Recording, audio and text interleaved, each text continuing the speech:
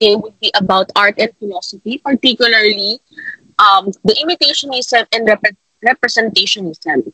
Okay, so the objectives of our discussion for today is, of course, one, relate the study of art to the field of philosophy because basically, as you can remember, di ba, yung aesthetics or philosophy of art or the theory of art and the theory of beauty ay nagsimula when it comes to Plato or in philosophy. Okay. Next, examine imitation theory by Plato as a philosophy of art and beauty. Okay, although na-mention ko na to before or na-i-discuss ko na ito sa inyo before, okay, i-discuss ko ulit. Okay, next, compare and contrast imitationism and representationism. Next, identify artworks, styles, artists, and philosophers that abide with imitation or representation theory of art. Next, evaluate the merit or demerit of artworks based on the principles of imitationism. Next, examine the style of romantic realism in the Philippines art based on representation theory. Next, interpret imitationism as the philosophical basis of ancient Greek art and some classical composition of music. Next, formulate a philosophical approach to art appreciation. And lastly, although hindi natin ito gagawin, is make works of art where the theory of representationism and the style of romantic realism are applied. Okay, so medyo marami pero basically we're just going to discuss imitationism and representationism. Okay, so there are 3 readings, though hindi ko naman ito inassign sa inyo. Okay, so meron din kayong mga syempre videos, additional videos, okay, if you want additional knowledge about our discussion. Okay, so we have 4 lectures for today. Imitation theory of art and beauty. Next, philosophical theory of music. Next, representation theory of art. And lastly, romantic realism in the Philippine art. So let's start now with imitation theory of art and beauty. Okay, so if you could remember, art is basically reality, di ba? Based on what we have discussed previously, okay, it represents something and it imitates something. Okay, if you could remember our previous discussion when it comes to aesthetics. Okay, pero yun nga, marami din tayong theory of art. Okay, at nagsimula ito unang-una sa imitationism, then nagkaroon tayo ng representationism, then formalism, expressionism, action theory, and institutional theory. Okay, so basically, actually, marami tayong theory of arts dito. Okay, tinatawag nila madalas ang imitationism as a aesthetic theory na binuo ni Plato. At tinatawag nito sometimes aesthetic idealism. Okay. Na kung saan, well, although, next slide ko, na kung saan naggaling ito kay Plato, yun nga, idealist theory of art, kasi naniniwala si Plato, di ba, if you could remember, sa world of forms and material world. Okay. Makikita actually yung ang idea ni Plato ng imitationism sa kanyang the dialogue, the Republic, particularly sa kanyang allegory of the cave. Okay. So, actually, wait lang, next slide ko na lang. Okay. Inahanap ko yung diagram ni Plato.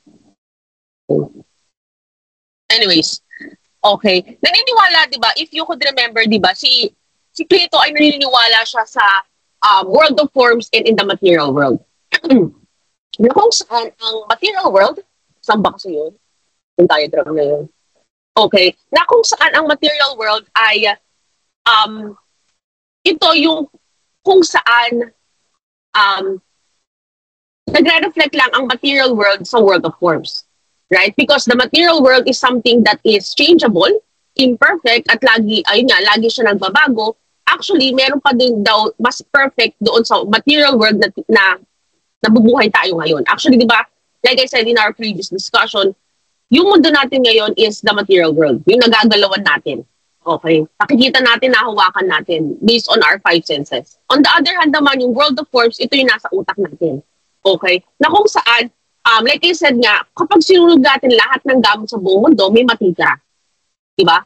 Halimbawa, sinunog natin yung lahat ng puno, kahit masunog lahat ng puno sa buong mundo, meron pa rin idea ng puno sa utak mo. Ito yung sinasabi ni Plato na forms. Okay? So, itong forms na ito, according kay Plato, ito yung real, okay? Ito yung beautiful, and this is the truth. Kasi para sa kanya, this is the real, beautiful, and true kasi hindi ito nagbabago. Lagi itong perfect. Okay? Sabi ni Plato, since the world itself is a, sabihin natin, imitation of the world of forms, okay, definitely, kapag ikaw daw ay nag-paint ng material world, na ang material world is only an imitation of the world of forms, it is an imitation of an imitation.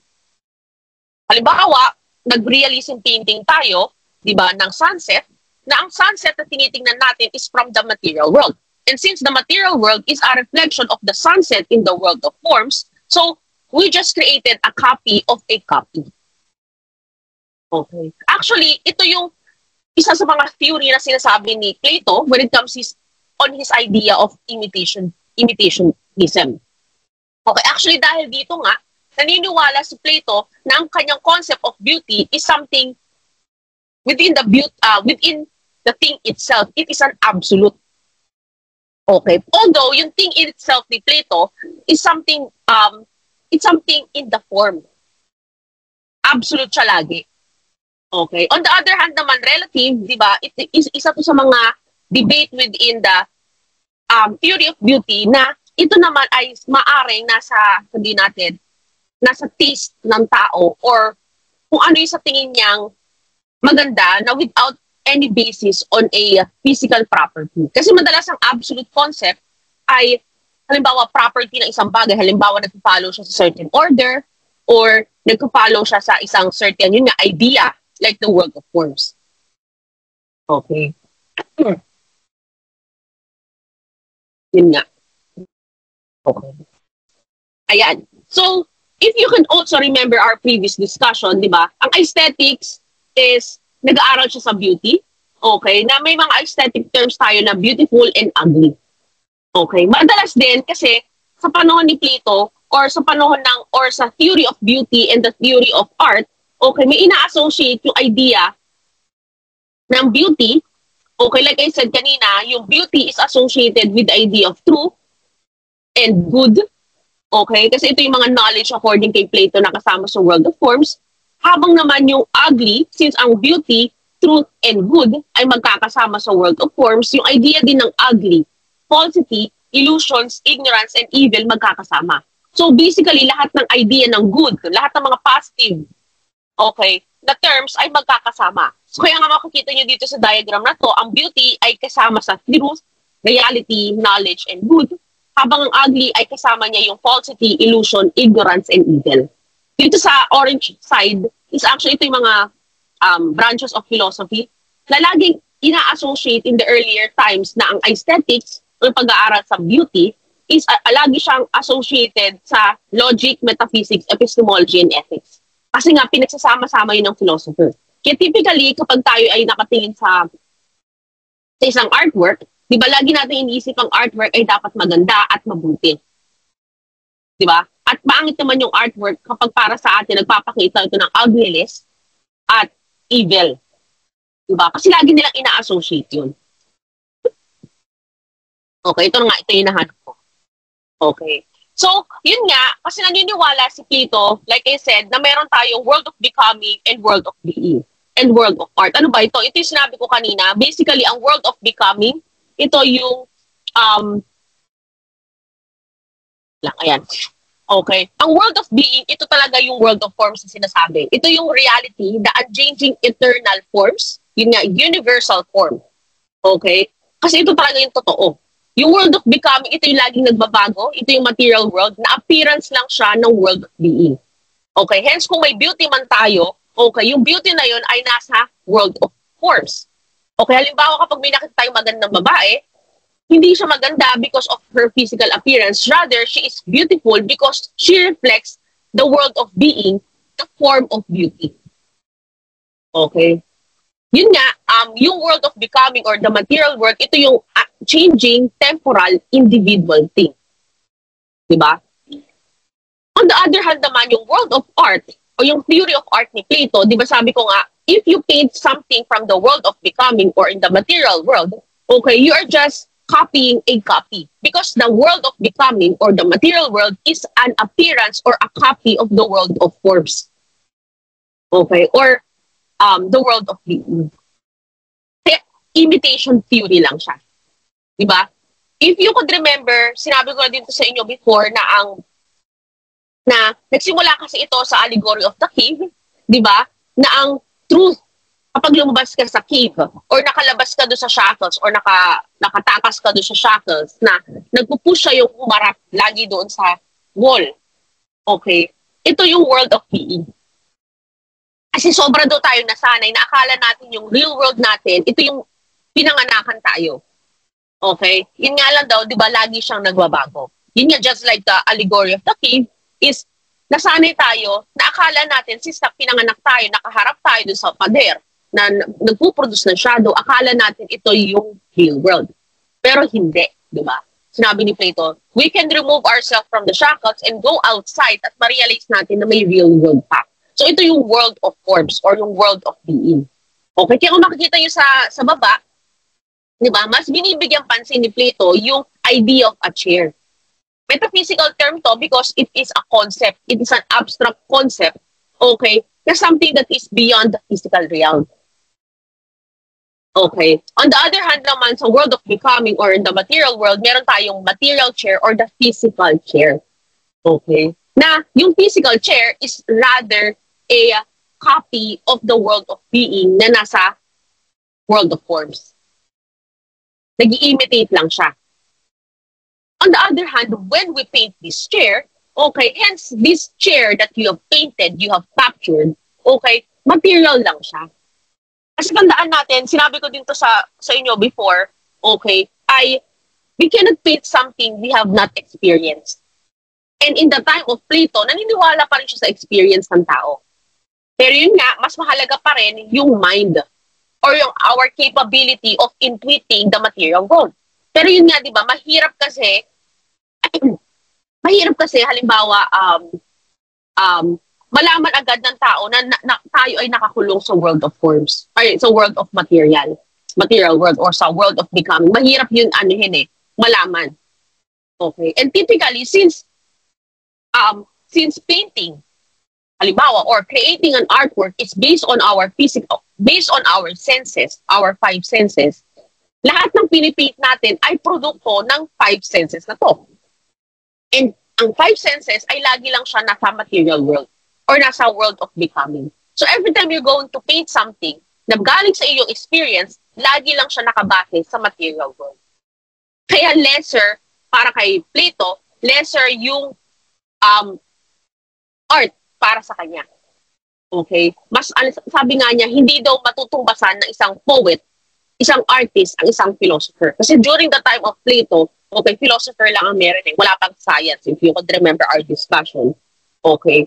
Wala pang science at that time. So every time a painter or a poet, diba, or an artist created something, hindi daw niya mai-imitate talaga yung reality na malalaman ng isang philosopher. Kasi isang philosopher, according kay Plato, siya lang yung capable of knowing the world of forms kasi nga nag-aaral siya. Kaya lesser yung painting of a chair, yung artistic side, okay, ng world of art, okay, because it's only a copy of a copy. Diba? Yun nga, actually, kung tatanungin niyo ako, ano po yung demiurge? Okay, demiurge is, siya yung bagay, hindi siya God. Naniniwala kasi si Plato sa God eh. Pero hindi siya, in demiurge, parang siya yung nagpo-process ng forms to be reflected in the material world. So halimbawa, kung nagkaroon ng bigla ng form of circle, sa world of forms, okay, may lalabas agad itong copy doon sa material world. More likely, it's a process. Di ba, just like how a person, di ba, sa allegory of the cave, di ba, since nakaharap na sa pader, okay, at pag may dumadaan na tao doon, di ba, sa fire, saka kapag produce yung fire ng shadow, ito yung nakikita mo, more likely yung demiurge is the process kung paano nagiging, yung real na tao na dumadaan sa fire ay nagiging shadow. Okay, so more likely a process yun. So, from the world of form, kapag biglang nagkaroon ng circle, magkakaroon siya ng process na nagiging na napoproduce siya sa material world.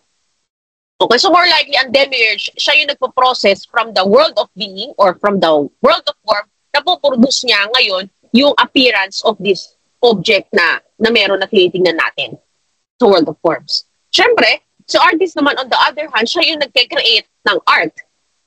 Okay, from a copy na pinroduce ni demiurge. Okay. So, yun nga, kung base dito sa tatlong world ni Plato, okay, may world of being or may world of forms tayo, ang idea natin ng beauty, ito yung pinakamataas na uri ng beauty kay Plato. So, world of becoming naman or sa material world, meron tayong beautiful things because it reflects the idea of beauty. On the other hand naman, sa world of art, okay, meron tayong beautiful artworks, pero yun nga, it's an imitation of an imitation. Okay. So, parang sinasabi din ni Plato, di ba, yes, an artwork can show beauty, pero hindi ito yung beauty na alam natin. Kasi nga, di ba, imitation lang siya ng imitation. Parang sobrang finanel natin yung idea ng beauty. So, in order for us to know the beauty itself, we have to go back to the world of forms. Okay. Yun nga. Okay, hindi ko na ano yun yan. Sinasabi din ni Plato kasi sa kanyang world of forms, di ba? Ang philosophy, di ba? Sabi ko sa inyo kanina, hindi mo ma-equal ang isang philosopher sa isang poet or isang artist. Kasi ang philosopher, since mas malapit siya sa knowing of the world of form, siya yung capable of knowing knowledge. Kasi nasa kanya nga yung world of being. On the other hand naman, kapag ikaw ay tumingin sa art, okay, definitely it would lead to ignorance because it's only an imitation. Okay, yun nga, nakasuot ignorance. So, dapat, according kay Plato, okay, ang movement natin lagi, when it comes to knowing the world of forms, ay laging pataas. Pag sinabi natin pataas, it's from an artwork or an opinion, pataas siya papuntang forms. Okay, alam din dito. Okay. Then actually, same lang siya nung pinapakita. Okay, yun nga, di ba? May idea tayo. Okay, nag-reflect siya, naging matter siya because of the demiurge. Then, nagkaroon ng art because of the artist. Okay, so ayan nga. Ito yung theory of imitationism. Okay, alam ko may diagram to eh. Okay.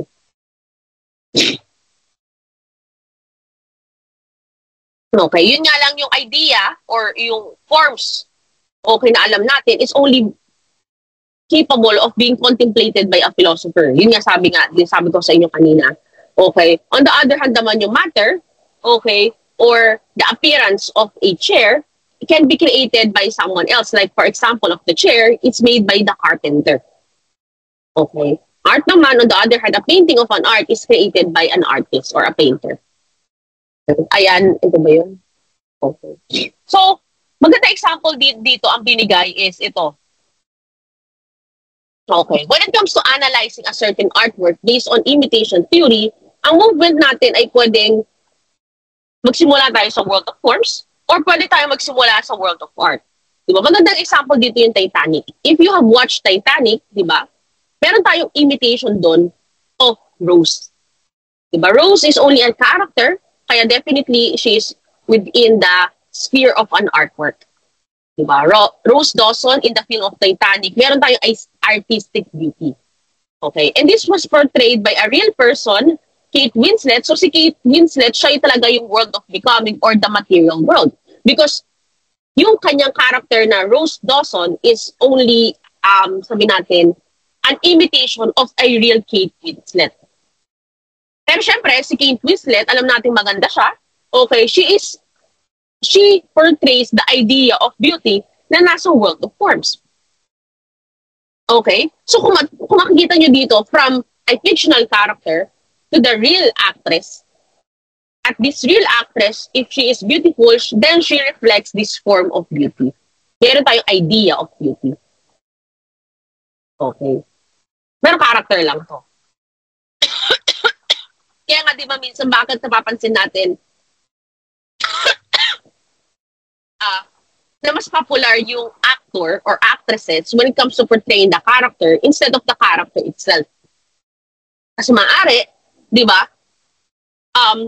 mas nag-i-stick sa atin yung world of becoming kumpara doon sa world of art na kinabibilangan ng isang celebrity. Halimbawa, di ba, sa ang probinsyano, di ba, napalabas natin, hindi siya maganda example, pero ito yung naalala ko.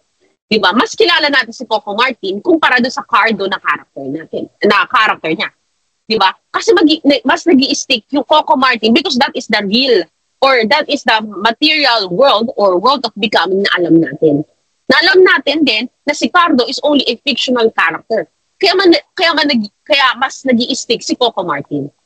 At maari, kaya na-appreciate din natin si Coco Martin is maari because he has this the idea of handsomeness, sabihin natin. Okay. So ito yung idea ng forms natin. Okay. So another example is an ID picture. An ID picture is only an imitation of an appearance of a real person. Bakit lang siya an imitation? Because it was produced by a photography. And photography is a form of artwork. Kahit sabihin natin siya yung pinaka-real way of actually representing a person, okay, it's still a photography. It's only a copy of the real person. And this real person is a copy of an idea of a person. Okay? So parang funneled na siya. Yes, that is you, pero at the same time, that is not you because the real you is an idea of you. Okay, parang gano'n ang lumalabas. Okay. So, yun nga, di ba? Sinabi ko na to kanina, di ba? In-explain ko na. Nakatingin tayo sa wall, di ba? Okay. Then, merong fire. Okay. At merong tree or halimbawa may tumatawid between ng fire at sa inyo. Napoproduce ng shadow. Di ba? Yun nga, ang real world is yung nasa fire or yung tumatawid sa fire. Okay. Habang yung material world naman is yung shadows na napoproduce nito. Di ba? Sinabi ko ito sa inyo kanina. Okay. So every time we created an art based on the shadows, definitely that is not a good, sabi natin, basis of finding reality. Kasi nga, it's only a copy of a copy. Pero pag lumabas tayo at tingin tayo sa fire, okay, dito mo malalaman ang real world. Okay, gumagalaw siya. May mga philosophy din na base kay Plato like the Matrix. Di ba? Ang Matrix is actually, akala mo yung mundong ginagalawan natin, di ba? Although ito, hindi ko pa ito napapanood. Okay. Pero yun nga, nakakulong kasi si Neo ayun nga, tinatry nilang mag-go beyond doon sa isang mundong kinokontrol ng kalaban nila. I'm not quite sure. Okay. At dapat magising sila doon. Diba? Yun nga, kapag pumapasok si Neo doon sa kanyang, kalimutan ko yung term na yun, basta pag pumapasok siya at sinasaksak niya yung sarili niya doon sa machine, at diba, napupunta siya sa mundong parang ginagalawan natin, diba? Parang pinapakita lang dito na may mundo pa beyond sa ginagalawan natin. Okay, na may kinakalaban nga si Neo, na dapat magising yung tao at nandoon tayo, wala doon tayo sa, alam mo ito kung term na yun eh. Ayoko gamitin imitation, pero parang similar doon sa word na imitation. Na dapat magising tayo doon. Diba? Okay. Vanilla Sky naman, I have not watched this. Okay, so, at meron din tayo isang movie na hindi ko din alam, The 13th Floor. Okay. Maganda ding movie yung The Village. Maganda example din yun. Okay. And The Village naman, horror siya, pero pinapakita na may mga tao na nabulag sila, na akala nila ang mundo nila ay nasa village. Pero actually, ang village pala na yon ay ginawa ng elders ng village na yon para ikulong sila doon kasi ayaw ng mga tao ng village na yon na makita nila yung bad or evil ng reality. Kaya ginawa nila, in-isolate nila yung mga anak nila, nilagay nila sa village, tapos para hindi lumabas yung pamilya nila sa village na yon, okay, ay nag-create sila ng monster. Okay, na ang monster na yon ay lalabas siya lagi kapag nakakita siya ng red. Ang nangyari, um, na-realize nila na kahit i-isolate nila yung anak nila sa mundo na real, okay, meron pa ring evilness na napuproduce. Kasi may innate evilness yung tao, accordingly sa pelikulang yun. Kaya, kahit anong gawin nila, meron pa ring murder, meron pa ring evil, meron pa ring thievery, okay, na na-realize nila na, ay, hindi pala worth it yun. Okay, yung main character doon, isang bulag na babae, okay, yun nga lang, bulag pa rin siya, so hindi pa rin siya makakalabas doon sa pagkakakulong niya sa village na yun. Pero yun nga, pinakita doon sa movie na yun na the world na kinalakihan ng bulag na babae na to is actually only a imitation of the real world. Kasi nga, generation ng elders. Kaya ngayon lumabas yung babae kasi sa village na yun, ano yun eh, parang panahon na medieval, kabayo pa, okay, as in talagang medieval yung panahon na ginagawa nila mano-mano lahat. Pero lumabas yung babae sa village kasi nga naghahanap siya ng medicine. Okay. Nagulat siya, may narinig siyang tunog ng kotse, may mga tunog ng cellphone. Okay. Kasi nga kinulong siya sa village na yun. Okay. Magandang example din yun. Okay. So yun nga, dito sa according sa theory ni Plato ng imitationism, things in the world are beautiful as appearances of the reality or idea of beauty. Yun nga sabi ko sa inyo, it is only reflected. Or the universal form of beauty existing in the world of being. On the other hand naman, art is beautiful as imitation of things in the world. Art is the imitation of the appearance of reality. Okay. Tandaan natin na itong imitation theory ni Plato ay sinundan din siya ni Aristotle. Although kay Aristotle, okay, nagkakaroon siya ng idea of mimesis, it's still an imitation, pero hindi siya tulad ni Plato na hiniwalay niya yung world of forms sa world of idea, sa world of becoming, sa world of being. Okay, kay Aristotle magkasama sila, pero it's still an imitation.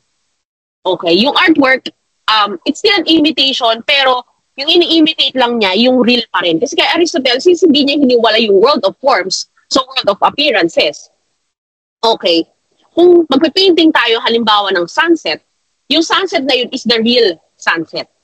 Pero since in-imitate mo siya sa artwork, lesser pa rin yung art. Okay, according kay Aristotle. Yun nga, maganda example is the imitation of the appearance of the real chair. This is only a lesser idea of chair because the real chair is the material chair, pero yung material chair na ito ay may idea of chair na nasa world of forms. So, definitely, this chair is, sabi nga ni Plato, is the sabi natin, poorest imitation of the real chair. Okay. Another example, imitation of a physical woman. Definitely, this is a painting. So, pinate niya ito based on a material woman. Pero this material woman is based on the idea of woman. So, definitely, this painting is a poor imitation of a physical woman. Okay. Another example, si Tom Cruise. Since picture lang ito, so pinicturean na nila ang real Tom Cruise sa physical realm. And this real physical Tom Cruise sa physical realm natin is only a copy of an idea of Tom Cruise. Okay, so, yun nga, you get my point. Okay, we can criticize this in that way. Another example, a sunflower. This sunflower is painted based on the material sunflower. Pero this material sunflower, according to the theory of Plato, is based on the idea of sunflower. So, this is a poor imitation of an idea of sunflower. Okay, another example, syempre, still life with apple. You get my point. Paano siya i-analyze? So, you can first look at it on the material realm. Na totoo naman, meron naman talagang apple sa isang plate at may lemon at hindi ko alam kung ano yung likod. Melon ba yun? I'm not quite sure. Okay. Pwede tayo magkaroon ng ganitong painting in the real world, sa world of appearances or material world. Pero at the same time, alam din kasi natin na meron pang beyond sa material world. Ito yung idea of apples, idea of plate, idea of lemon, and so on and so forth. So definitely, this is only a poor imitation of the world of forms. Okay. Another one is the classical sculpture. Okay. Si Polycritus. Okay. Created by Polycritus, ang kanyang work na Dori Horus. Okay. Maganda siyang creation, definitely, okay, of a painting. Tandaan nyo, a painting can be beautiful, pero this beauty is only limited on the painting itself. Okay? So, yun nga, ito magandang painting ito, pero yun nga, it does not show reality because it's only a painting. You cannot know reality. Actually, isa din tong bagay na sinabi ni Plato, you cannot know reality through painting eh. Okay, kasi nga, di ba, pinanlalaban ni Plato yung idea niya, ang philosopher lang ang kayang malaman yung totoo o yung truth or yung knowledge. Okay? You cannot know knowledge and truth sa isang painting. Kasi nga, imitation lang siya. Pero you can perceive it as beautiful. Okay? Pero ito nga lang ay less beautiful kasi nga, funneled down na siya. So, ibig sabihin, itong sculpture ni Doryphorus, okay, beautiful siya, pero maari ang physical Doryphorus is more beautiful, okay? Much more naman, syempre, yung idea ni Doryphorus ay ito yung pinaka-beautiful. Okay?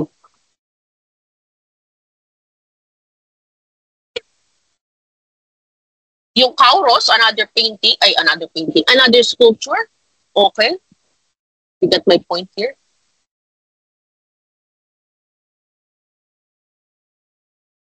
Another example of an artwork. Si Hermes. Si Aphrodite. Okay. Si Venus de Milo. Okay. Ito daw yung perfect position of the human body. Okay. So, I think it's a game. Yung binabaton nila yung parang plate. I think ginagawa pa rin ito ngayon. Yung palayuan ng bato. Okay. Sa Olympics. Okay. So, nakuha niya yung si Miron. Okay. Nakuha niya yung perfect form of how this game is done. Okay. Pero yun nga, it's only an imitation of the world of appearance. So, you cannot say na ito yung totoo. Okay. When it comes naman sa next na theory natin, ito yung tinatawag natin yung representationism. Okay. Ito ay medyo may halong math. Okay. So, philosophical theory of music, okay, naniniwala sila na ito muna tandaan natin. When it comes to the theory of music, meron tayong dalawang term na dapat natin tandaan. The cosmological and the epistemological. Anong ibig sabihin nito? Kapag cosmological, it concerns with the physical structure of the universe. Nanggaling ito kay Pythagoras, na actually malalaman daw natin ang universe, according kay Pythagoras, by numbers. Kasi para kay Pythagoras, ang number, ito yung language of the universe. Actually, hanggang ngayon naman din, ito yung ginagamit ng mga scientists, na-realize ng mga scientists na mayroong constant sa universe. Ito yung pi. Okay, yung 3.19 and keme-keme na ano. Okay, ito daw yung something constant within the universe. Okay, nalaman yun ni Pythagoras. Okay, ito yung cosmological reality of the universe. On the other hand naman, epistemological, ito naman yung more likely we can be known based on our mind. Na-pick up natin definitely yung order and structure within our universe. Okay? Pag na-pick up natin yun at na-realize natin na may something constant sa reality natin, okay, dito natin malalaman through our knowledge. Okay? Yung approach ni Plato, okay, na diniscuss natin earlier, epistemological yun. Pero yun nga lang, yung kay Plato kasi, hindi siya katulad ng kay Pythagoras. Kay Plato kasi, more likely, yung kanyang world of forms is something, sabihin natin kasi medyo dire-debate na siya. At especially during our times today, our contemporary time, hindi na masyadong nabibigyang pansin yung idea ni Plato. Okay. Kasi nga, naniniwala na yung ibang tao na yes, meron tayong mga abstract concepts, mga metaphysical concepts, pero ito ay within our mind lang. Kung meron man tayong malalaman within our universe, it is within our universe itself. It's a physical entity. Hindi na natin kasi sineseparate ngayon yung world of forms sa world of physical. Okay? So, ayun nga, pero kay Plato, epistemological yung approach niya when it comes to understanding the theory of music. So, for short, if we're going to think, okay, the cosmological and epistemological terms na dinefine ko sa inyo kanina, meron tayong dalawang explanation of how music came to be. Number one, in the cosmological term, music is based on numbers. Okay? Next, epistemological naman, music is rather, yung narinig natin music ha, like notes, okay, the rest, the time signature, and so on and so forth, it is a product of an idea of music. Okay. So, alin ba sa dalawa yung mas tama? Okay. So, what does it come from? And next, where does it lead to? Okay. Meron number one, what music daw ay galing mismo sa physical universe. Kasi ang original meaning talaga ng music is a representation of the real thing. Okay, halimbawa, yung tweeting ng birds, yung tunog ng waves, ang tunog ng ulan, ito yung earlier forms of music. Kaya nga yung mga sinaunang tao, kapag nag-chanting sila, sinusunod nila yung sounds ng mga, halimbawa pa, ng mga ibon, okay, flapping ng wings, o yung mga tunog ng lions, pag nag-chanting sila, kasi ito yung earliest form. Okay. Next naman, where does it lead to? Yun nga, knowledge and reality. Kasi nga, since we are, sabihin natin, representing, it must be a better term, since we are representing these sounds of a bird, di ba? Hence, it reflects the reality na may bird naman kasi. Kaya inuulit natin. Okay. So yun nga, ang cosmological theory of music ay nanggaling kay Pythagoras. He is known as a mathematician, yung Pythagorean theory, astronomer, and a philosopher. Sabi niya, ang sound of the universe is the sound of music. Yun nga, there is geometry in the humming of strings. There is music in the spacings of the spheres. Kasi naniniwala siya, just like how we put down notes sa isang musical scale, di ba? Okay. Number din ang basihan natin when it comes to reality. Kasi nga, na-realize ni Pythagoras during his time, especially his successful Pythagorean theorem, kalimutan ko ano yung nasukat niya, pero isa sa mga successfully nasukat ni Pythagoras that time is yung eclipse. Na-predict niya yung eclipse sa Greece that time. Okay. May isa pa siyang nasukat. I'm not quite sure kung diameter ata ng Earth. I'm not quite sure. Based on shadows lang. Okay. At na-realize niya yun, okay, through mathematical. Kasi nga, na-realize si Pythagoras, okay, na actually naniniwala siya ang numbers, yung primary properties ng universe eh. And from that idea itself, okay, pinapakita na ang reality according to Pythagoras is numbers.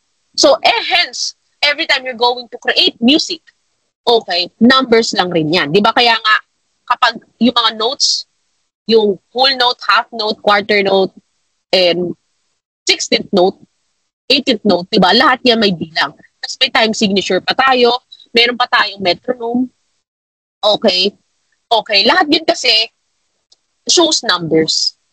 Kasi nga, according to Pythagoras, actually, kahit ngayon sa quantum physics or sa physics itself, di ba, lahat yan ay numbers because ito yung reality sa cosmological theory of music. Accordingly nga, music is an imitation of cosmic sound. Ito yung sinabi ko, we can, like I said, di ba, earlier forms of chanting is minimimic natin yung mga sounds of birds. Kasi yun naman talaga yung original meaning ng music. Okay. Pero ngayon, kung gagamitin na natin siya ng musical instrument, kung ang universe itself is guided by numbers. Hence, if we follow numbers in creating music, especially in putting it in a musical scale, definitely, that is the cosmic sound. Okay. So, halimbawa, yung canon in C, halimbawa, yun ay mayroong certain bilang. So, halimbawa, yung certain bilang na yun ay nagre-represent something in reality, kung ano man yun. Okay. Yun daw agad ay isang cosmic sound. So, halimbawa, kung mayroong certain bilang yung movement natin sa sun. Okay. At niligay natin yun sa ating musical scale na may bilang at tinugtog natin yun sa music natin, definitely cosmic sound agad yun. Okay. The eyes are made for astronomy. Ears for harmony, and these are sister sciences. Kasi nga pareha silang may bilang. So as long as you adhere to the numbers of the universe and imitate it or represent it in music, definitely you are creating the same thing according to Pythagoras. Cosmological theory of art naman, according kay Plato, gymnastic is for the body as music is for the soul. Okay? So, yun nga. So, yan. Ito yung isang bagay din na gusto kong pakita sa inyo, yung diagram. Same lang din naman siya kanina ng sinabi ko. Okay? Di ba sinabi ko sa inyo kanina is movement ay dapat laging pataas. Di ba? From opinion, okay, to philosophy or truth according kay Plato. Kasi nga, the more na bumababa ka sa opinion or particularly sa art, like imitation theory or mimetic, same lang kasi ng meaning yan, ito yung lesser form. Okay. So, para kay Plato, ang movement daw natin lagi, okay, sa music or even in the imitation theory ay laging pataas. So, instead of going to the realm of ignorance or imitation, we should go pataas to the appearances or the material world. Ito nga lang ang material world ay full of opinion and errors. Pataas hanggang sa realm of knowledge or reality sa term ni Plato na nasa world of forms or world of PE. So, makikita nyo ang movement from mimetic art, ito nga yung mga poetry, and so on and so forth, nasa baba yan. Pero ang music kasi nasa taas. Bakit? Kasi ang music, meron siyang numbers. Naniniwala din dito si Plato eh. May numbers ang music, so ang music, it's something that is abstract. As long as music has numbers, kasi ang numbers is something that is abstract, and numbers can be only known to the form of numbers, di ba? If you could remember, hindi ko pala sa inyo in-explain yun. Ang number kasi, sa panahon ni Plato, diba? When you count something, you are not actually counting that something. Halimbawa, when you count a chair, like 1, 2, 3, 4, 5, 5 chairs, halimbawa, you're not actually counting the chairs. Okay? Ang kinakount mo talaga doon, yung existence ng chair or existence of something. So, yes, you count the chairs. Ang chair is only, sabihin natin, a tool for us to count the existence of something. Okay, nagkataon na chair lang yun. So, ibig sabihin, okay, when you count something, ang counting na ito is rather an abstract thing kasi hindi mo naman nakakount yung numbers. Nakakount mo yung existence of something. So, ang numbers is something that is beyond the appearances. Nasa mind lang yan. Lagi siyang form according kay Plato. So, if you represent reality by numbers and number itself can be known sa forms of numbers, okay, mataas yung placement ni music. Mataas yung mga bagay na nakabase ang reality sa numbers. Kasi number is a form. Form yan eh. Just like how, halimbawa, how I beauty represents a person, doon din yung number. A number can represent something, just like how you count a chair. Pero you cannot actually see the real number. Abstract lang siya lagi. Kaya si music, mataas siya, di ba? Kaya nga nakasunod siya sa mathematics eh. Ang next things kasi na exact kay Plato is math, eh yung, di ba sabi ko sa inyo, ang music is based on math.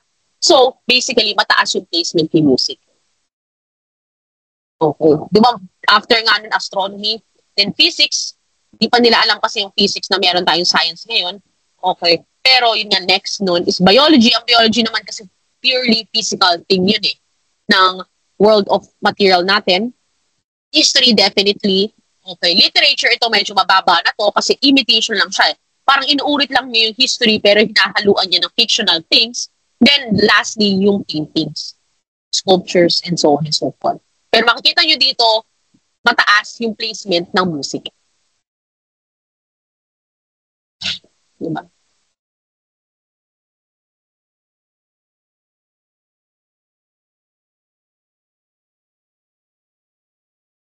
Okay. So, nakikita nyo dito. Diba? Meron din tayong theological music according kay Augustine. Si Augustine is santo siya. Sabi niya, ang music daw is a representation of God. Okay. Okay. Singing is praying twice over, especially if our song is based or is for God. Okay. Diba? Maganda example dito yung Gregorian chant. Ang mga Gregorian chant ay kinakantang mga passage ng Bible or galing mismo sa Psalm na book sa Bible. Okay. Pag kinanta mo daw yun nga, it's a representation daw kasi of our soul according kay Augustine. So, you are praying it. Okay? Twice. Okay? So, kaya nga minsan sa mga simbahan, kapag nagmimisa kayo, especially the Catholicism, yun nga, Catholicism lang sorry ha. Kasi si Augustine is a Catholic. So, kaya mapapansin nyo bakit may mga kanta tayo sa simbahan, every time nagmimisa tayo, okay? Bakit may mga carolings, okay? It's because it is a glory to God based on psalm. Madalas yung mga kinakanta sa simbahan, na alam natin, like papuri sa Diyos, okay, in anything na kinakanta ng mga choir, especially the Catholic faith, base yun kasi sa Bible. Ina-approve yan ng tawag doon, ng Vatican. So, hindi lang basta-basta kakanta ang mga choir or mga nasimbahan. Hindi lang sila basta-basta maglalabas ng kanta doon na kakantahin. Nakabase yun mismo doon sa kanilang rule when it comes to having a Gregorian chant. Okay. Ang Gregorian chant kasi, I'm not quite sure kung paano tayo nagkaroon ng Gregorian chant kasi maaaring sinaunang panahon, wala pang Catholicism, nag-chant talaga tayo. Alam naman natin yun eh, di ba? Nag-chant tayo sa paligid ng fire. Okay. Maaaring na-continue natin to hanggang nagkaroon tayo ng theocentrism or nagkaroon tayo ng medieval period. Okay. Pero yun nga, madalas kasi, since si Augustine kasi nabuhay siya ng medieval period, so more likely, siniment niya yung idea na chanting, okay, praises towards the Lord is like praying.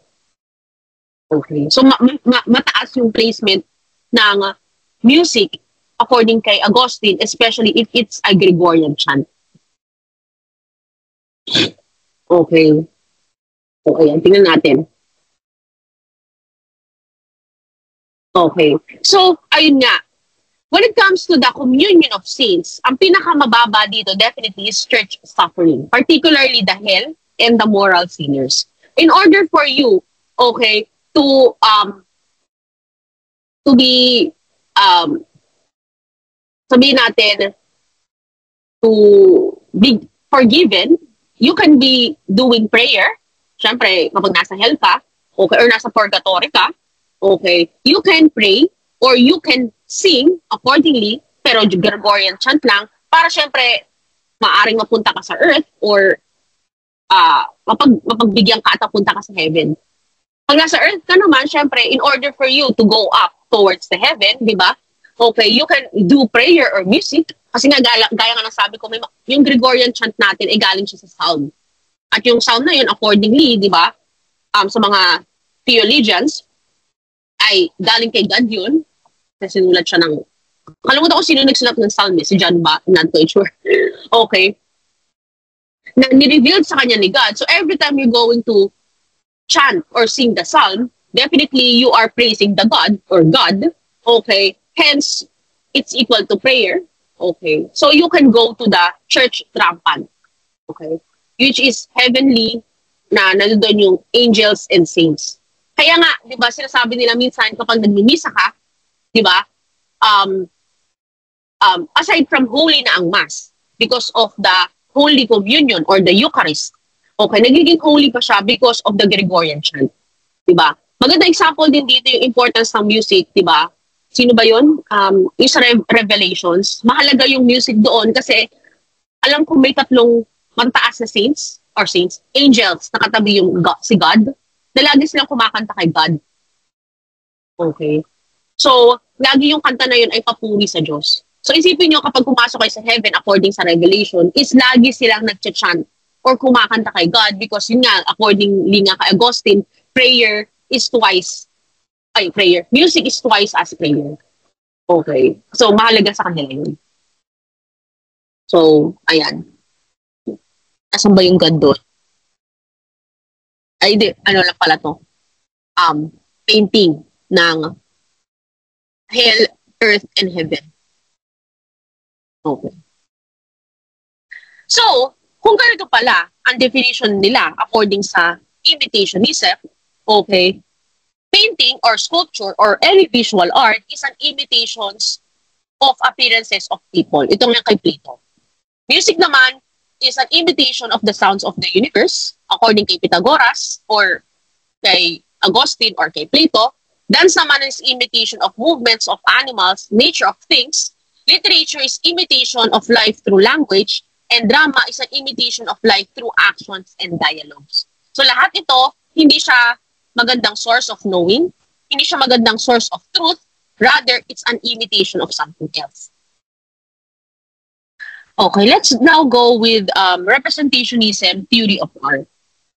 If imitation theory holds that our art is an imitation of something, okay, representation theory holds that, well, we basically represents art in a certain way. Okay, depending on how the artist manipulate their medium. So if you would remember, art is an image, appearance, a copy, or a reproduction of things, people, objects, or events. Okay, figurative art, okay, holds that art contains representations of this reality. Okay. So dito, naniniwala tayo na yung art, instead of an imitation, okay, nagre-represent siya. So basically, ang imitation and representation, halos same lang sila ng sinasabi eh. Pero kasi, ang imitation, nag-holds kasi siya, there is something that is beyond, okay, this material world, yun nga yung world of forms. On the other hand naman, representation art, naniniwala sila na yung world na ito ay yung mismong real, hence nire-represent natin siya in a way na minamanipulate natin siya accordingly doon sa ating certain, halimbawa, interpretation or meaning. Halimbawa, itong painting ni Van Eyck, okay, the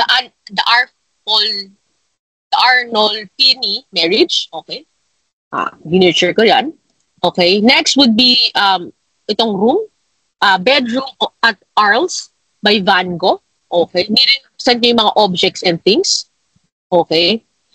Napapansin niyo, di ba, meron siyang certain manipulation, di ba? Halimbawa dito kay Van Gogh, minanipulate na siya in a very, sabihin natin, cartoonish way of representing it. Dito naman ay, I think, I'm not quite sure if this is Baroque, okay, or style of art, okay. Pero minanipulate niya in a certain way na mas malaki, or yun nga, mas mahilig siya sa figures, mas malaki yung ulo ng tao, then delicate naman yung mga arms nila.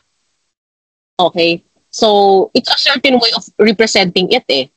Okay? Yun nga, cartoonish ito. Ito naman kay Rizal is definitely, it's, i-represent niya ito na may halong ibang form. Like, I'm not quite sure kung ano yung mga nasa likod. Okay? Pero yun nga, may halo siyang, sabihin natin, di kasi buo yung image eh. So, meron siyang halong interpretation ng artist. Okay, definitely, this is not a realist painting. Okay? Siguro realism siya, pero social realism siya na merong way of representing it on its own. Okay? Halimbawa, mural of the history of the Philippines ni Francis.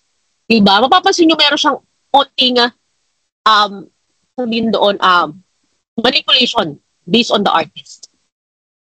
Another example, itong mural. Okay, ay yung mga murals natin, wala pala siyang title. So ayan, yung blood pack natin. Okay. Next, itong katipunan. Okay.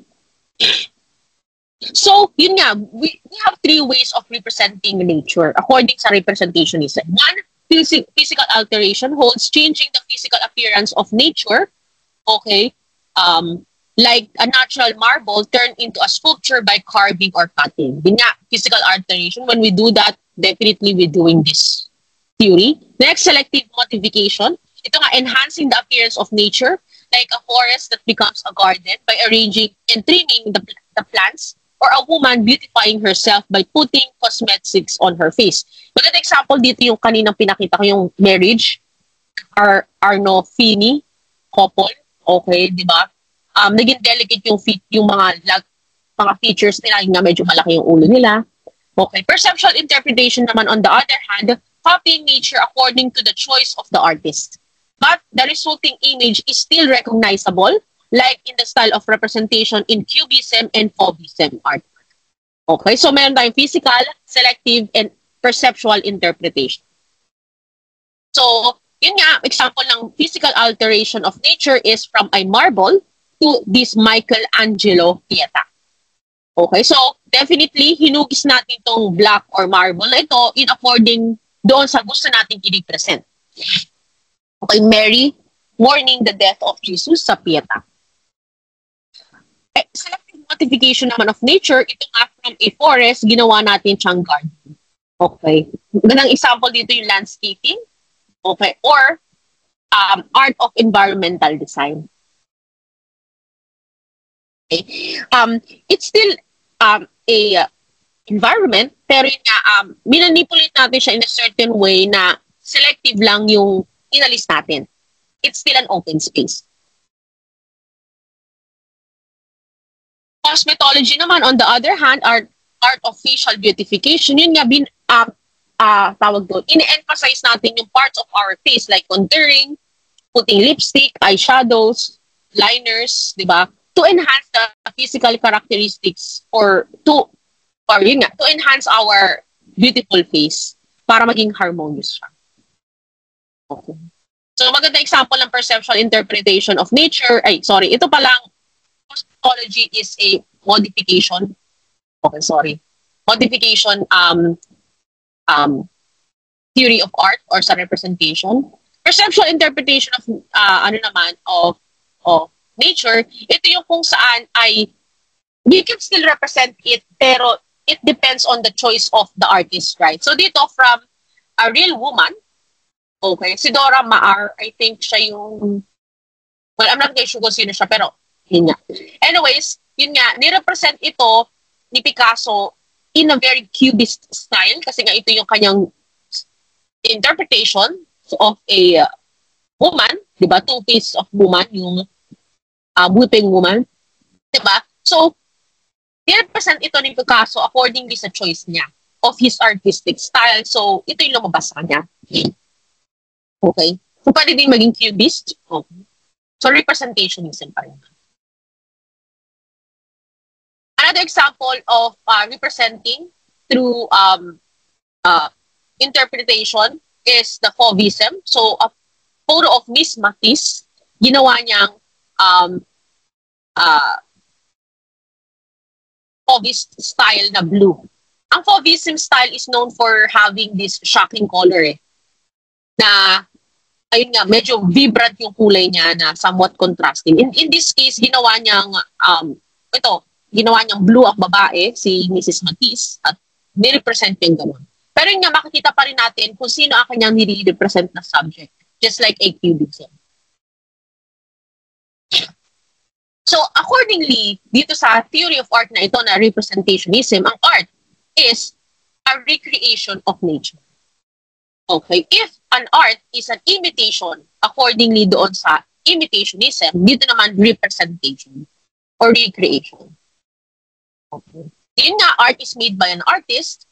Okay, and sinabi ko din ito sa inyo previously, we cannot make nature, rather we can just represent it or imitate it. Kasi ang nature is created by God. So, yun nga, pwede din tayo magkaroon ng exact representation. Okay, yun nga is still a representationism. The more the art resembles nature, the more it becomes beautiful. So the concept of beauty according to the representationism is the more exact it is. Pero nga, kasi ang concept natin ng beauty ay nagbabago through time. Some would prefer a exact representation of nature, pero some naman would prefer to have a certain manipulation or interpretation of an artist. Okay. So the way of representing the subject is realistic when it comes to representations. So, yun nga. So, dalawa, maganda example dito when it comes to judging an artwork based on how it represents or the based on how realistic it is. Okay, so alin sa dalawa ang better painter? Definitely both are better painter because they are both realistic. Yung I think kay Zoo 6, okay, blurred lang kasi siya. So hindi siya mas appealing sa atin. Pero yun nga, di ba, both are real persons. Sa dalawa naman, on the other hand, how about the grapes? Pati gumagalaw sa hindi lumabas. Or isang hindi siya gumalaw. Anyways, ayun. So, maganda example din dito yung Trompe-l'oeil. Sorry, I butchered that. Okay, trick of the eye. Painting that looks so realistic that it fools the eye as if it sees the real painting. Meron tayong mga di ba tulad dito, di ba? Or mga illusions, di ba? May mga ganun din approach tayo sa realism. Okay, ito, parang real ang painting na nasa likod. Actually, maganda ang contrast na ginawa dito, di ba? Yung shutters or mga bintana, di ba? Parang cartoonish siya.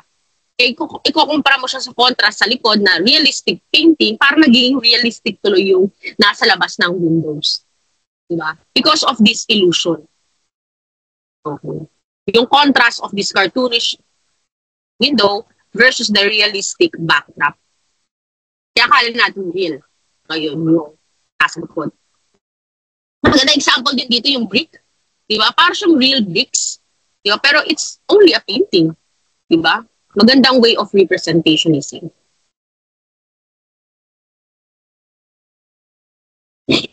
Ito naman, on the other hand, ito ay definitely nasa Sistine Chapel. So, it represents something definitely because we cannot see God. Pero it represents the image of God, angels, I think Moses, some of it. I'm not quite sure, di ko kilala yung mga andito, pero yung God. Okay. So it's a representation. Okay. So another example is I'm not quite sure, system pa rin, but I'm not quite sure. Pero yung sa mga simbahan, di ba?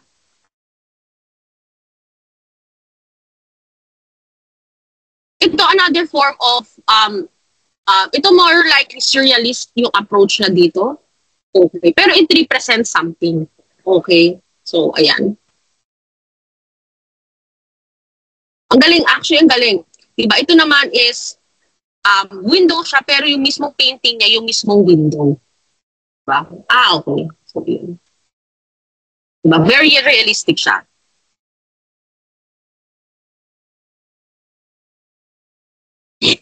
Diba? Sabi nga ni William Shakespeare, when it comes to representationism, art is putting mirror up to nature. So, yun nga kasi nga mini-mirror natin mismo yung nature in a very realistic way. Pero yun nga, sometimes kasi we can manipulate it based on our perceptual or based on our own interpretation. All the world is a stage, and men and women are merely players when it comes to representationism. Magandang example din dito yung sinabi ni Leonardo da Vinci, art is a window to nature because you represent nature. Okay? Magandang example yung kanyang Mona Lisa.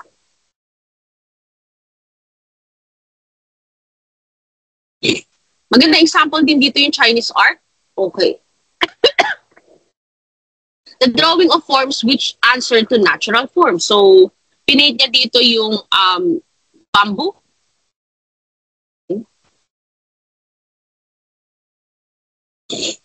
Okay. So when it comes to Chinese art, para sa kanila, drawing of forms, like halimbawa shape, di ba? A shape of a circle or a form of a circle or a form of bamboo is para sa kanila is equals to nature. Okay. Kasi nga, para sa kanila, art reaches the perfection and become divine if we shows or show the form of this artwork. Okay. Sabi niya ayong banggitin yung name niyan, when painting has reached divinity or Shen, there is an end of the matter. That's because you are showing this form of an art. Diba? Maganda example yung yun. So, para sa kanila, I think more likely sa kanila, ang painting has a higher, or an art is an higher, sabi natin, placement when it comes to China. When it comes to painting, if imitationism is especially in the form of Plato, di ba mababa, sa Chinese ata higher yung kanilang placement. I'm not quite sure why. Okay. Pero yun nga, kasi maaring ang more likely kasi sabihin natin ang ritual of painting siguro sa mga Chinese is related to harmony within a person's spirit. Or yun nga kasi 'di ba, every time you're going to paint, you are very engrossed in painting. So maaring nalolost mo yung self mo. Okay, spiritual yung sabihin natin yung process of you painting from what is inside your mind to the canvas. So maaring mataas yung placement ng art para sa mga Chinese people. Okay. So, yun nga. So, kitang-kita natin ang ganda, right?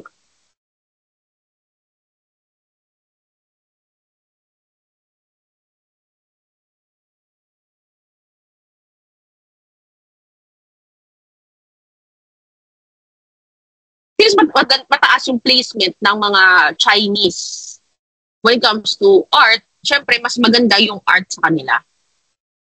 Okay. Tandaan natin kasi ang Taoism is more likely naniniwala sila sa natural harmony within the nature. Okay. So, if you paint what is the harmony within that nature, you are in this sense in Tao or nasa tao tayo. So, spiritual yung kanilang relation when it comes to painting. Okay. So if we're going to interpret it, then painting in a representationism in Chinese art is basically a spiritual sense. So blurred siya, so pixelated kasi.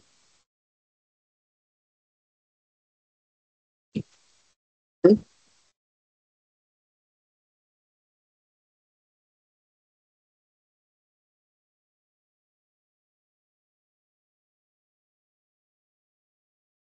They're all representationism.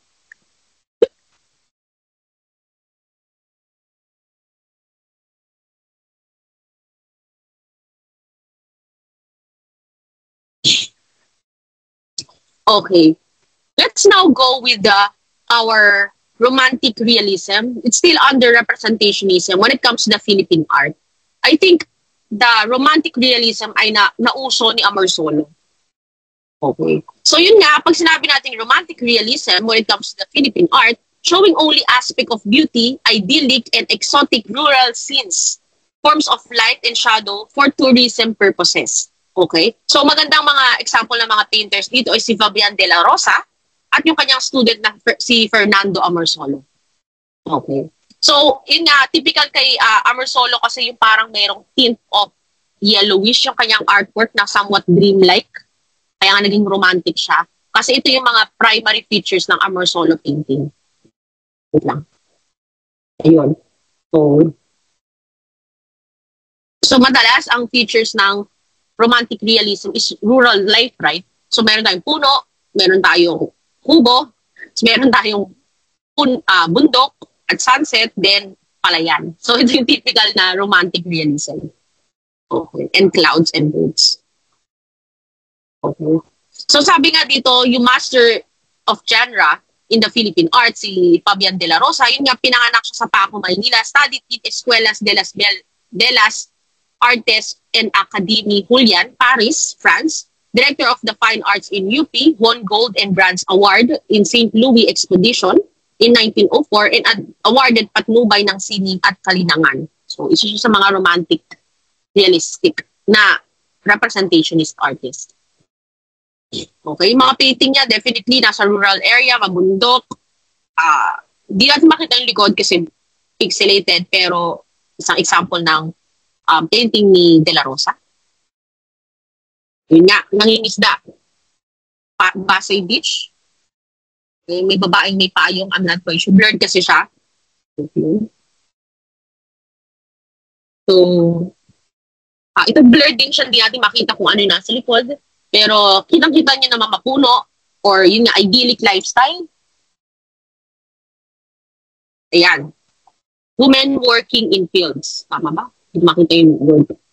Okay, so, the example of romantic realism. Transplanting rice. Ito yung nanalo.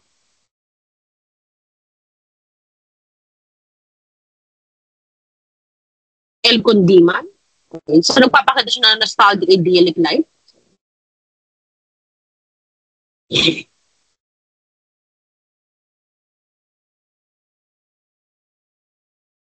Aurora Aragon.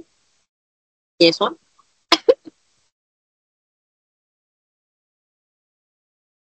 Fernando Marsola naman, on the other hand, enrolled in art school Liceo de Manila, studied in UP School of Fine Arts and Academia de San Fernando, Spain, made more than 10,000 paintings, won first prize New York Fair in 1939. Din siya ng UP of College of Fine Arts, first Philippine national artist. Okay? Actually, siya yung nagtatag ng Amorsolo School sa UP. So more likely kapag mag-aaral ka ng painting sa UP, okay, yung approach or yung study mo is Amorsolo. O yung tinatawag nilang traditional Philippine art. Most popular painter in the country, grand old man yung tawag sa kanya of Filipino painters. Another one is master of tropical scenery because madalas ang kanyang painting is the scenery of the mga rural people. Next, first Filipino impressionist. Okay. So, mga example ng kanyang is yung Leyendo el Periodico. Okay. So, nanalo ito na second place sa Bazaar Escolta, sponsored by Asociación Internacional de Artistas. Ayan. Another one is afternoon meal of rice worker. So, nanalo din to, first prize. Di ba nakikita nyo is, iba sila ng style ni De La Rosa, medyo yellowish kay Amorsolo.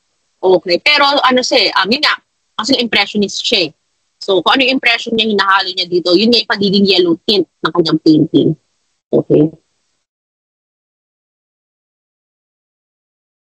Winnowing rice, so another example. Pinakita ko ito sa inyo before. Diba? Rice plant plating shows only aspects of beauty. Yun nga, another thing din na kinikriticize sa mga romantic realism is laging beautiful yung pinapakita nila. Na idealistic siya, kaya nga romantic eh. Diba? Only good things are being revealed in this romantic realism. Pero hindi nila pinapakita mahihirap ng mga magsasaka, hindi nila pinapakita na merong pagmamalupit ng mga magsasaka, diba?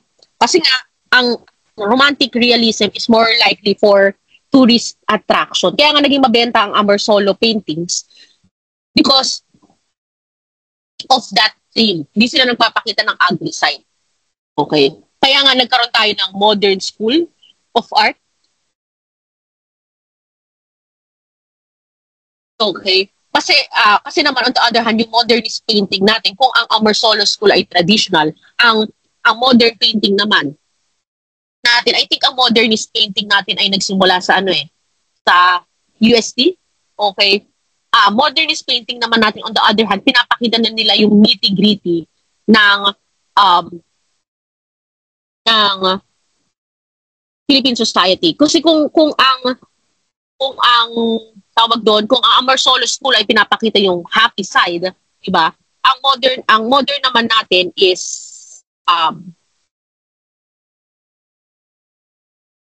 I think wait lang, hinahanap ko yung name ng painters natin. Damian Domingo. Okay. Ay, wait lang, not quite sure. Ano ba yun? Ano ba yung modernist natin?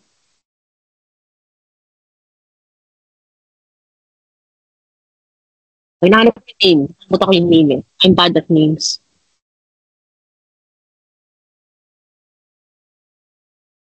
Manansala School. Yung modernist painting, si Manansala, Legazpi, and Ocampo, sila yung modernist artist na nasa UST naman. Okay? Na kung saan sila yung nagki-criticize sa Amorsolo School na nasa UP naman. Kung Amorsolo School itong romantic realism na pinapakita ng only beautiful things, di ba? Ang modernist painting naman, on the other hand, pinapakita nila yung kahirapan ng mga Pilipino. Yung ang modernist sense, yun nga, inahaluan nila ito ng pabrika, yung pagiging payat ng mga Pilipino, yung mga squatter, kasi nga modern yun. So, isa ito sa mga kinikriticize sa Amorsolo or romantic realism.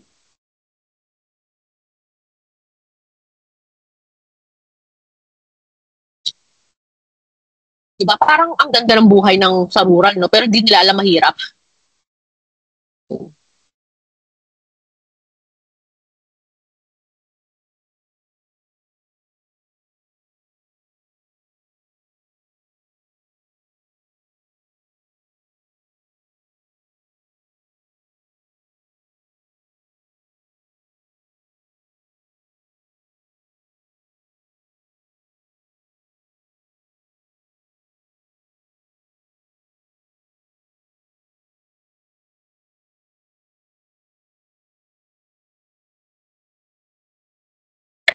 Diba? Pinapakita nga lang dito sa market, malinis pa.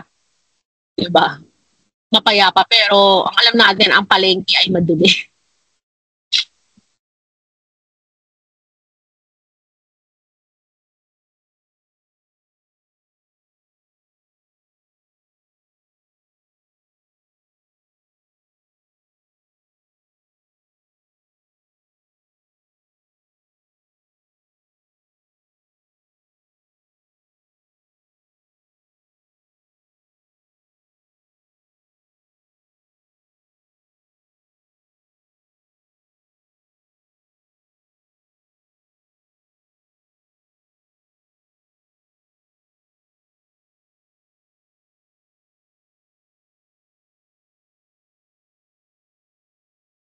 Diba nauso din sa kanya yung dalagang Pilipina na painting? Diba?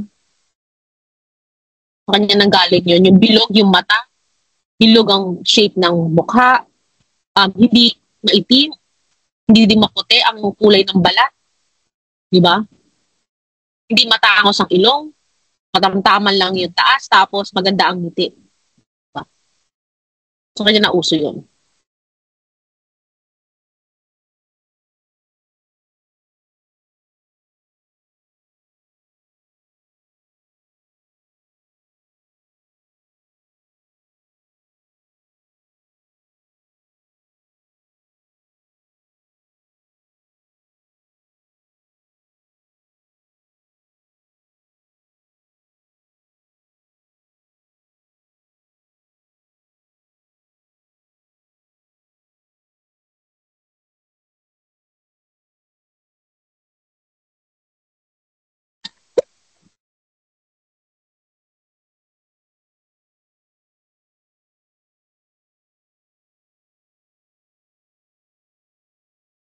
Okay. So, magandang example din ng ginawa ni Fernando Marsolo yung illustration doon sa textbook sa elementary school sa American period. Okay. So, may mga textbook illustration din siya.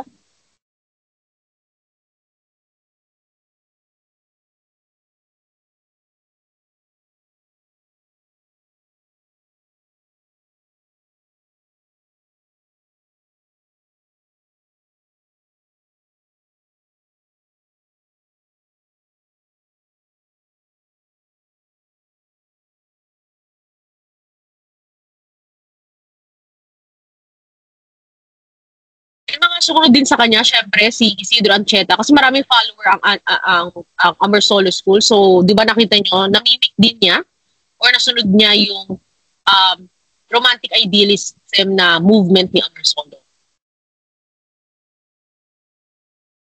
Yan din, si Dominador Castaneda. Siyempre, may mga student din si Amersolo, so marami rin. Cesar Buenaventura, marami mga romantic idealist, realist.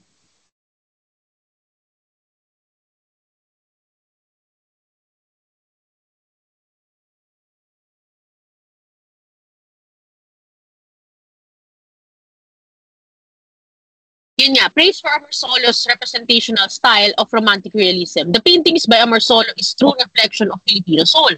Kasi pinapakita niya yung pagiging rural ng mga Pilipino.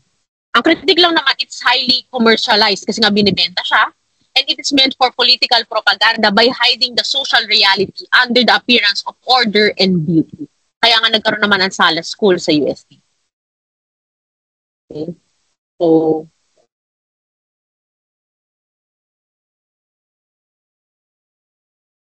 hindi niya pinapakita na ganyan, wala. Diba? Or like good lang ang pinapakita. Tinatakpan nila yan. So, beauty sa pangarap pero sa likod, di ba? Ano lang siya?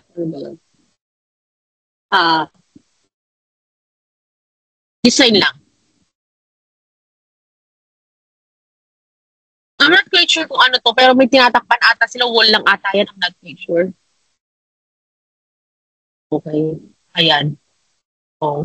Hindi kasi pinapakita ni Amorsolo yan. Ang binibentahan ata ni Amorsolo American that time. At mabenta yon sa Americans. Kasi nga gusto ng mga Americans yung rural life. Parang simple.